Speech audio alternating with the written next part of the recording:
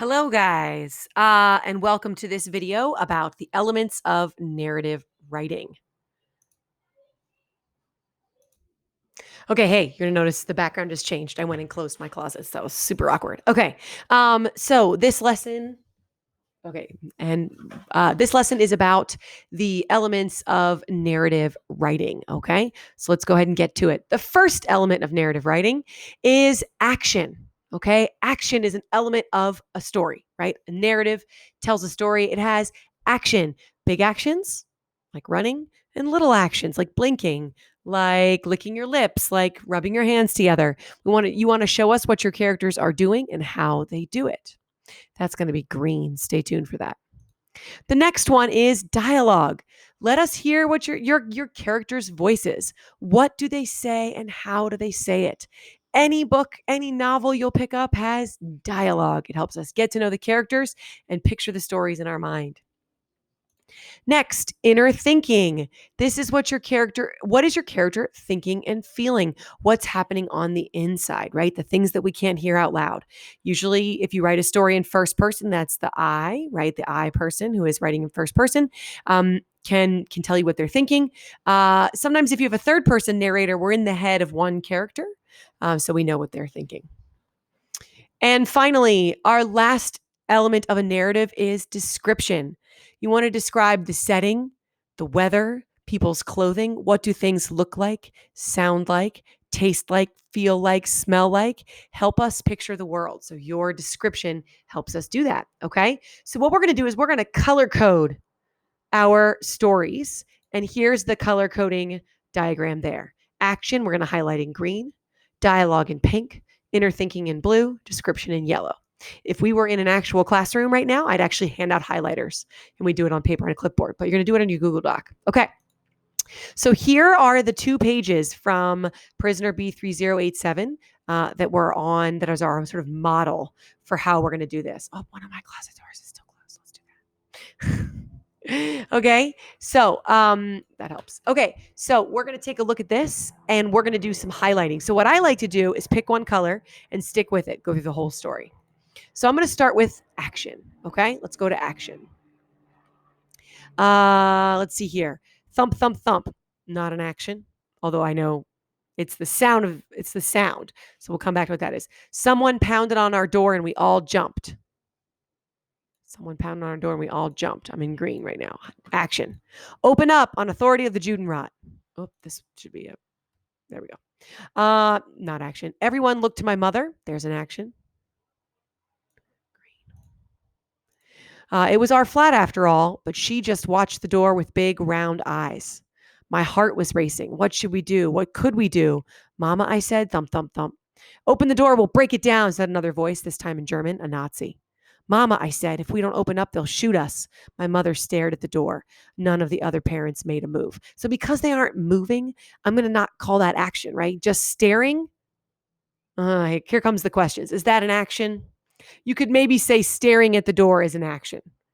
Maybe. I could also call it description because I'm describing what she looks like. I had to do something. I hurried to the door and unlocked it. And a German officer and a Judenrat police officer pushed past me down the hall. I like that. This is also action. Okay, I'm going to pause there. Okay.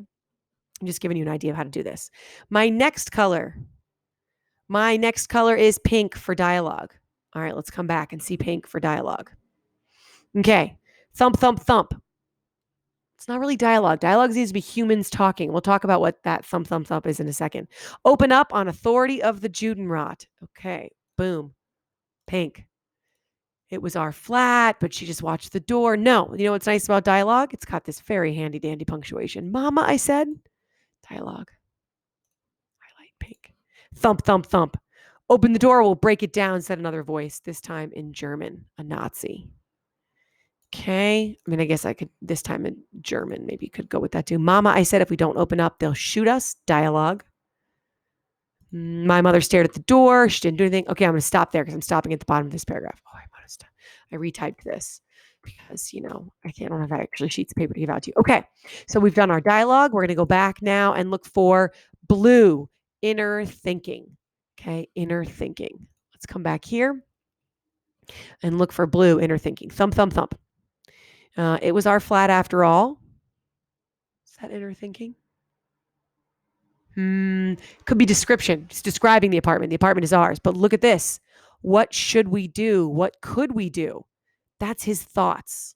I forgot what color it was. Was it blue? Yes, blue. Okay. Blue. My heart was racing. We could call that description or inner thought. Is it description? Because he's describing how his body feels, but it's a part of his body that no one else can see. Only he experiences it. So it gives us a sense of the inner experience of our character, right? So I'm actually going to call that blue. I'm going to call that blue because it's happening inside the character. They're thinking, oh my gosh, my heart is racing. Okay. A German, a Nazi, that is not inner thoughts. Although it is a Nazi, that's just, I would say, my mother stared at the door. None of the other parents moved. I had to do something. That's an inner thought. His brain is saying, Yannick, do something. So I would call that inner thinking.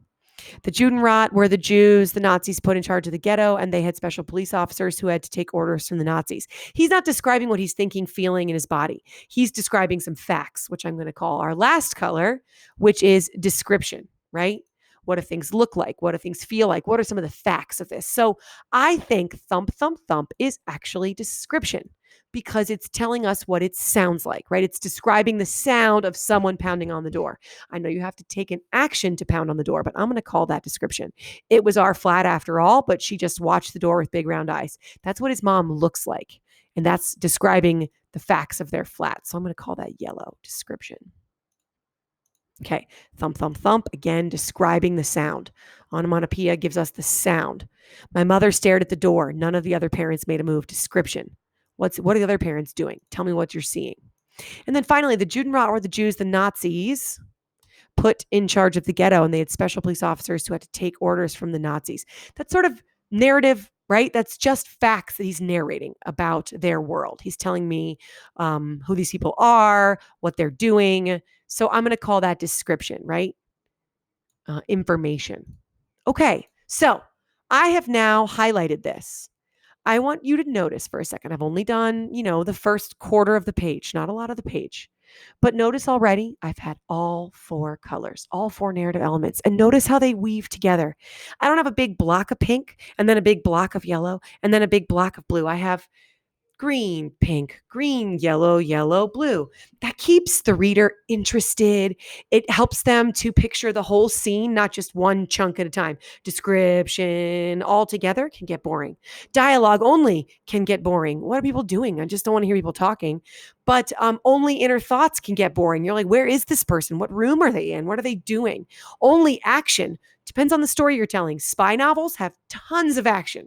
Pages and pages of action, running, shooting. Think of the Bourne movies, right? The Bourne Identity, the Bourne Supremacy. They're all action, of course.